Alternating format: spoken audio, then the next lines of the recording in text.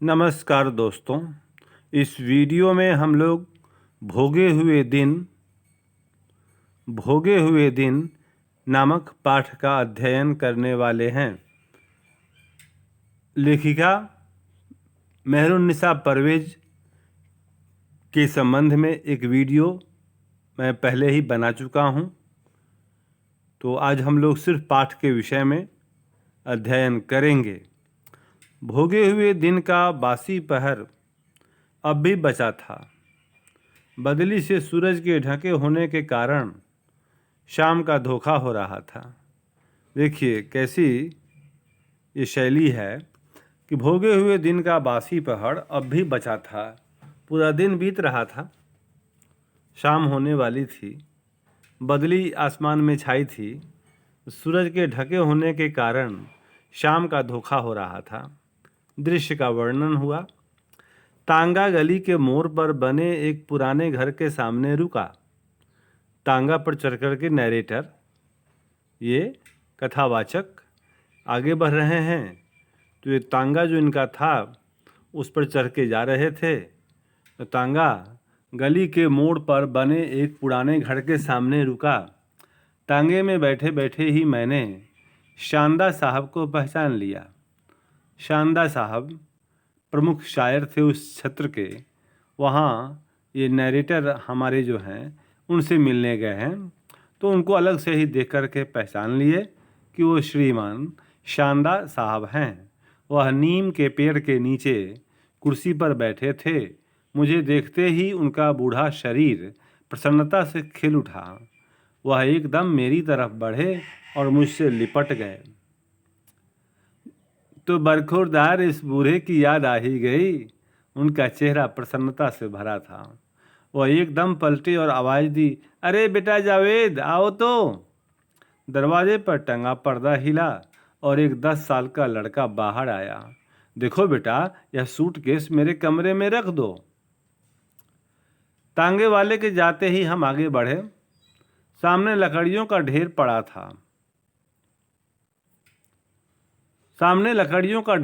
था। और एक आम के पेड़ के नीचे बड़ा सा तराजू लटक रहा था। मतलब वहाँ लकड़ी बेचने का धंधा होता था। तराजू के पास एक 8 साल की लड़की बैठी थी जिसने बहुत गंदे कपड़े पहन रखे थे। उसकी चोटी से बाल निकलकर सारे मुंह पर बिखरे थे। इतने पर भी वह सुंदर लग रही थी। तराजू के एक पल्ले पर धूप थी, दूसरे में आम की परछाई पड़ी थी। आम की परछाई वाला पल्ला नीचे था, मानो धूप और परछाई दोनों को तौला जा रहा हो। देखिए, ये धूप और रूपक हो गए। धूप और परछाई ये दोनों को उपमा है ये। तो धूप और परछाई दोनों को तौला जा रहा है। मतलब ये ऐसे व्यक्ति की कहानी है जो अपने जीवन में सुख के दिन भी भोगे हुए है और अभी वर्तमान में वह दुख का दिन भोग रहा है। तो उसने धूप को भी देखा है और अब परछाई है। जैसे आसमान में बादल छाए तो धरती पर अंधेरा जैसा हो गया, शाम होने का भ्रम हो रहा है। तो हमारे जो प्रमुख पात्र हैं शानदा साहब, उनके जीवन में भी धूप खिली थी कभी और आज परछाई है। तो यही तराजू जो दरवाजे पर है जिसमें लकड़ी बेचने का काम होता है, उसके दोनों पलड़ों में एक में धूप और एक में परछाई, जैसे उनको तोला जा रहा हो। एक उम्र होती है, उस उम्र में जाने के बाद व्यक्ति अपने जीवन के अनुभवों को, भोगे हुए दिन को अपने भविष्य से नापता है, उससे मिलाता है, तुलित करता है कि मैंने क्या पाया, क्या खोया। व्यक्ति के जीवन में ऐसा क्षण भी आता है। तो यहाँ पर शानदा साहब एक वृद्ध व्यक्ति हैं जो अपने ज़माने में शायर हुआ करते थे, मशहूर शायर, और जिनके शेर सुनने के लिए लोग बड़े बेताब हुआ करते थे। लेकिन आज ज़माना वो नहीं रहा। अब तो आमदनी के लिए वही लकड़ी बेचना पड़ता है जो सामने दुकान है दरवाजे पर। हम लोग लंबे और सूने बरामदे को पार कर रहे थे। शानदा साहब लकड़ी के सहारे चल रहे थे।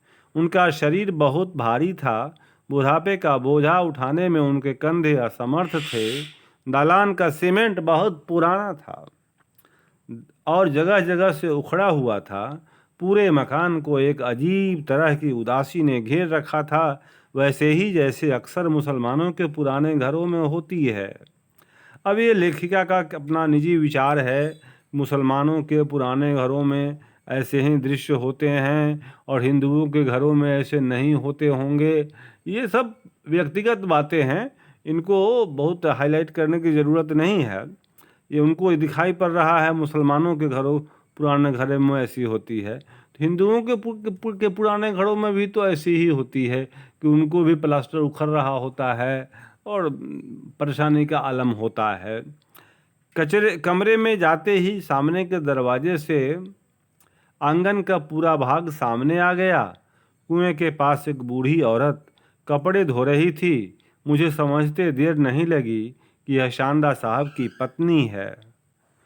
तपाक से मैंने सलाम किया। मुझे देखते ही वह घबरा सी गईं और बिना कुछ कहे बावर्ची खाने की तरफ बढ़ गई, जो वहीं लकड़ी की जाफरी का बना हुआ था, लकड़ी का बनाया हुआ था। शानदार साहब मुस्कुराए। अरे बेगम, यह तो अपना जगदलपुर वाला शमीम है, जहाँ पिछली गर्मियों में मैं मुशायरे में गया था। पर वह नहीं निकली। कमरा छोटा सा था। इस कमरे से लगा एक और कमरा था और उसकी दाहिनी ओर एक और कमरा था। वहीं लकड़ी की सीढ़ी ऊपर को गई थी। यह कमरा शानदार साहब का था। कमरे के बड़े भाग को तखत घेरे हुए था। दीवारों में बनी अलमारियों में देशी दवाएं भरी थीं। एक पुराने सिंग में एक सफ़ेद रंग की गोल अजमेरी टोपी टंगी थी। एक तिपाई पर मेरा सूटकेस रखा था। शानदार साहब बाहर चले गए थे। सूटकेस से मैंने अपने कपड़े निकाल लिए और मुंह धोने किधर जाऊं सोच ही रहा था कि जावेद आया। चलिए, गुसलखाना उधर है, उसने मुझे बताया। जावेद कौन है? तो बच्चा है, छोटा सा। मैं जावेद के दिखाए टट्टे के बने बाथरूम में चला गया। टट्टे का बना बाथरूम था, पक्के का नहीं था, जहाँ खड़े रहने पर आधा शरीर बाहर दिखता था। मैंने देखा पीछे दालान सूनी है। कुएं के पास टमाटर के कुछ पौधे लगे थे, जिनमें कच्चे कच्चे टमाटर लटक रहे थे। बाथरूम का पानी एक कच्ची नाली से दीवार के पार जा रहा था, जहाँ शायद 2-3 बत्तखें पानी पी रही थीं। उनकी मोटी और भद्दी आवाज़ आ रही थी।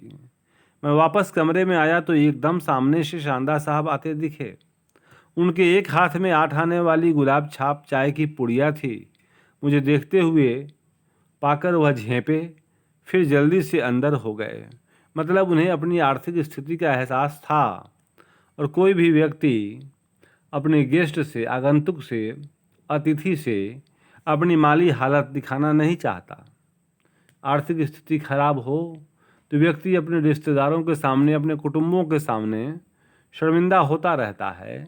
यहाँ शानदार साहब भी ऐसी ही हालत से 2-4 हो रहे हैं। तराजू के पास बैठी लड़की तौल तौल कर लकड़ियाँ दे रही थी।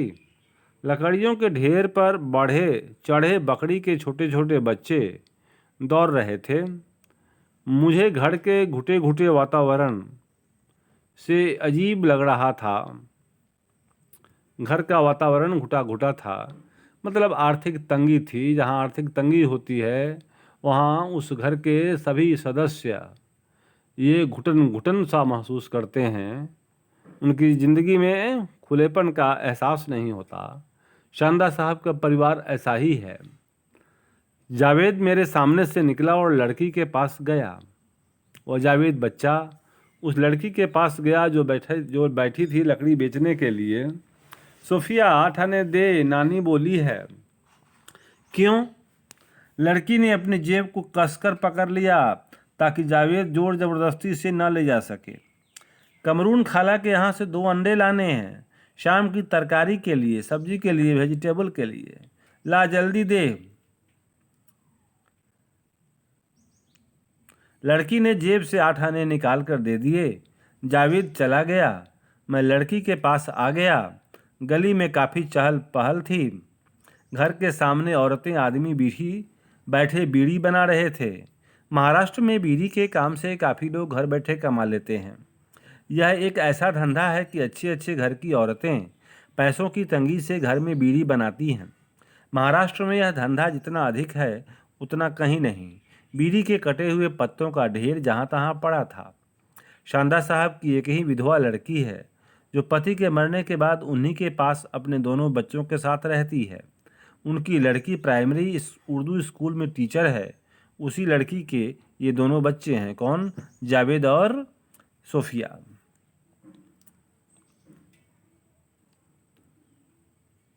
लड़की मुझे पास खड़ा देख शर्मा रही थी। मैं एकदम उसके पास चला गया।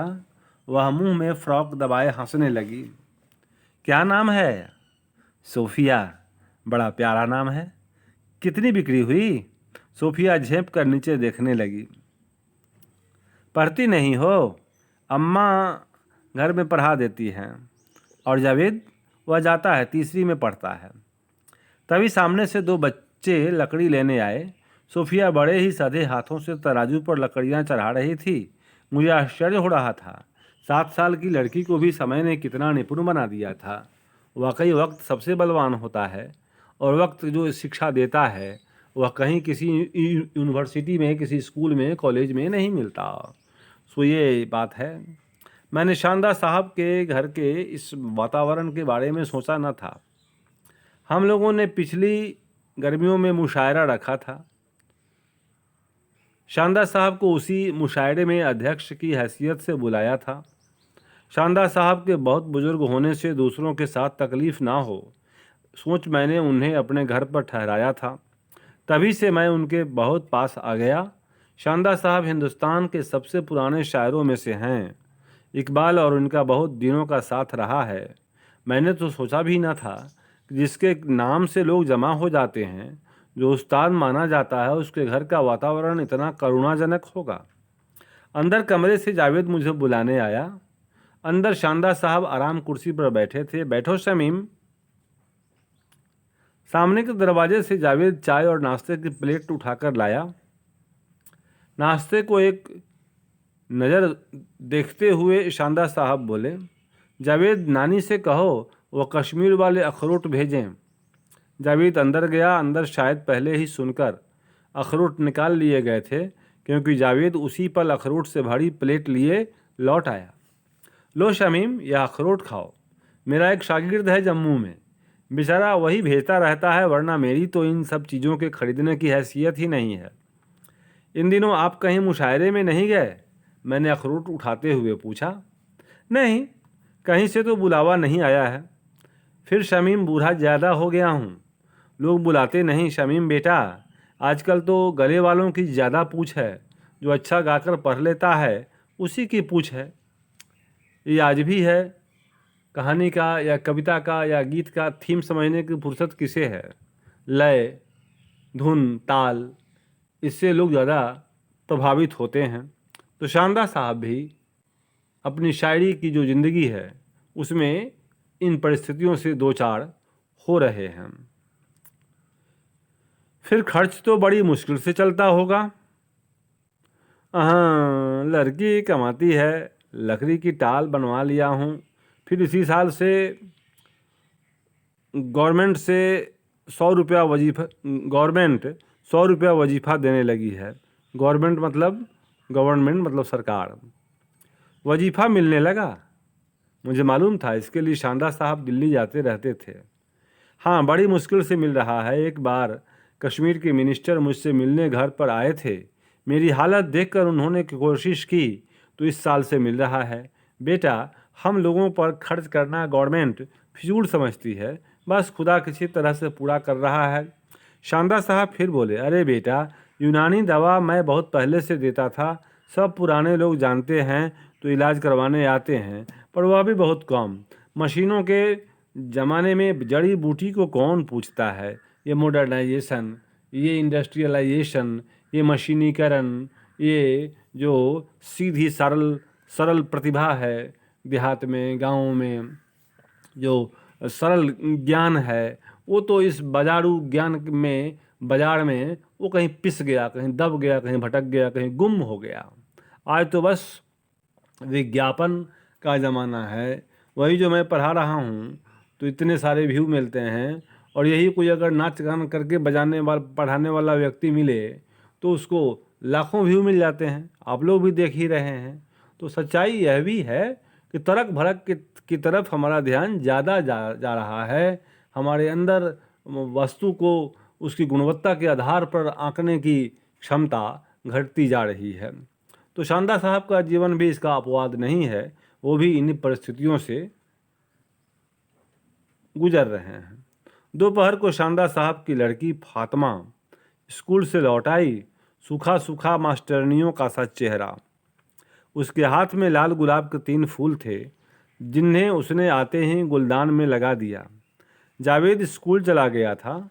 सोफिया अंदर जाकर जावेद की ड्यूटी संभाल रही थी और शानदार साहब सोफिया की जगह टाल में थे। वह कुर्सी पर बैठे बकरी के बच्चों से खेल रहे थे। उनकी पीठ पर लगा छोटा सा पेबंद धूप में साफ चमक रहा था। पेबंद मतलब पुराने कपड़े में चिप्पी लगा कर के पहनना। गरीबी का उदाहरण है सब। उनके पैर बुरी तरह कटे थे। उन्होंने काले रंग की रबर की 2 तरफ से सुराख वाली पुरानी सी चट्टी पहन रखी थी। चट्टी मतलब चप्पल पैर में। दोपहर के खाने के बाद मैं भी लेट गया। सोफिया आंगन की तरफ खुलने वाला दरवाज़ा बंद करने आई थी। उसके छोटे छोटे बाल धुले हुए पीठ पर बिखरे थे, कपड़े भी धुले हुए थे। सोफिया दरवाज़ा बंद करने लगी। मैंने जानबूझकर आंखें मूंद लीं। दरवाज़ा धीरे से लगाकर सोफिया टाल में चली गई। आंगन में बर्तनों के निकालने की आवाज़ आई तो वे लोग दरवाज़ा लगाकर बर्तन मांज रही हैं। सोफिया के बाहर जाते ही शानदार साहब लकड़ी के सहारे आते दिखे। कमरे में आते ही वह खाट पर थके से लेट गए। सामने दीवार पर धूप की परछाई पड़ रही थी। सामने से सोफिया की आवाज़ आ रही थी। शायद वह बकरियों के बच्चों को पकड़ रही थी। मैं चुपचाप बैठा कल जाने की सोच रहा था। इन 2 दिनों में मेरा मन इस घर से इतना लग गया था कि जाने की बात से ही मन में पीड़ा घुलने लगी। रायपुर के लिए ट्रेन कब मिलती है? शानदार साहब ने छत की तरफ देखते हुए ही कहा, शायद कल 10 या 11 बजे मिल जाएगी। वह चुप हो गए। गली से शायद कोई तांगा जा रहा था। सामने वाले कमरे की दीवार से जो गली की तरफ पड़ती है, शायद कोई गाय पीठ रगड़ रही है। उसकी खस खस की आवाज़ यहाँ साफ सुनाई दे रही थी। शमीम, मुझे अफसोस है तुम्हारे लिए कुछ न कर सका। वक्त बहुत ही बुरा आ गया है। वक्त के साथ कमाई के जरिए कम हो गए हैं और महंगाई दुगुनी हो गई है। हम लोग तो और नंगे हो गए हैं। बेटा, मैंने अपनी इन आँखों से 2 दौर देखे हैं। एक वह वक्त जब मेरे नाम से दूर दूर से लोग आते थे। एक एक शेर को हज़ारों बार पढ़वाया जाता था। रेडियो वाले मेरा प्रोग्राम रिकॉर्ड करने दौड़ते थे। दिल्ली और मुंबई के लोग मेरे पीछे पागल से थे। दूसरा वक्त अब देख रहा हूँ। यही लोग जो मेरे दीवाने थे अब मुझे भूल गए हैं। दिल्ली मुंबई की तो छोड़ दो, खुद नागपुर में मुशायरे होते हैं तो मुझे बुलाया नहीं जाता। अब तो सिर्फ पुराने 2-4 लोग हैं जो मुझे शायर के नाम से जानते हैं, वरना यह नई नस्ल तो मेरा नाम तक नहीं जानती। शानदार साहब चुप हो गए थे। मुझे लगा शायद उनका गला भर आया है। तभी वह उठे और दूसरे कमरे में से एक छोटी सी बंदूक उठा लाए जिसमें ढेरों कागज़ भरे थे। चश्मा चढ़ाकर वह एक एक खत को उठाते जाते और मुझे पढ़ने को कहते। ये सब खत इकबाल के थे। इकबाल मशहूर शायर, वे उनके ज़माने के थे। पर पढ़कर हैरान हो रहा था, सब पुराने शायर इन्हें कितना मानते थे। हर खत पढ़कर मैं आश्चर्य में पड़ गया। शमीम, ये सब पुराने शायर मुझे मानते थे। इनके हर शेर में मैं गलतियां निकाला करता था। पर देखो नसीब की बात, आज मरने के बाद भी यह पूछे जाते हैं और मैं जिंदा खप रहा हूँ। मेरी अभी तक एक भी किताब नहीं निकली। क्यों? इसलिए शमीम, ये लोग वक्त पर मर गए। शायर को उस वक्त मर जाना चाहिए जब लोग उसे पसंद करते हों, दीवाने हों। ये देखिए, सारी दोपहरी शानदार साहब पुरानी बातें बताते रहे। मैं बाद में सो गया था, पर मुझे लगा शानदार साहब व्याकुलता से करवटें ही बदलते रहे पुरानी बातें उन्हें पीड़ा दे रही थीं। ये भोगे हुए दिन उनको याद आ रहे थे और शानदार साहब वर्तमान में दुख का अनुभव कर रहे थे। ये जो गुलाब के पेड़ में जो फूल खिले थे कभी, वो झड़ गए थे, अभी तो सिर्फ कांटे ही कांटे थे। 3 बजे जब मैं शहर से ट्रेन का टाइम वगैरह पूछकर और कुछ सामान खरीद कर लौटा तो शाम होने वाली थी। जावेद स्कूल से आ गया था और पायरी पर बैठा अमरूद खा रहा था। सोफिया दालान झाड़ रही थी। तराजू खाली लटक रहा था। बकरी के बच्चे मुझे कहीं नहीं दिखे। शायद सोफिया ने उन्हें कोठे में बंद कर दिया था। मैं दालान पार कर कमरे में गया तो आंगन की तरफ खुलने वाला दरवाज़ा बंद था। मैं तख्त पर बैठ गया। जाने मन की कौन सी इच्छा मुझ पर सवार हो गई और मैं अपने को रोक न सका। उठा और बंद दरवाजे की दराज से झांकने लगा। मैं चौंक पड़ा। शानदार साहब पैजामा घुटनों तक चढ़ाए बहुत धीरे धीरे लड़खड़ा कर बाल्टी से पानी लाकर भर रहे थे। उनका सारा शरीर पसीने से भीगा था और वह बुरी तरह हाँफ रहे थे। मैं चकराया सा पलटा तो स्तब्ध रह गया। मेरे पीछे झाड़ू लिए भयभीत सोफिया खड़ी थी। उस 7 साल की बच्ची की उन आंखों से मैंने बहुत सारी बातें पढ़ ली थी। मैं एकदम घबरा गया और जल्दी से बाहर आ गया। जावेद लकड़ियां तौल रहा था। मैं वहीं पड़ी कुर्सी पर बैठ गया।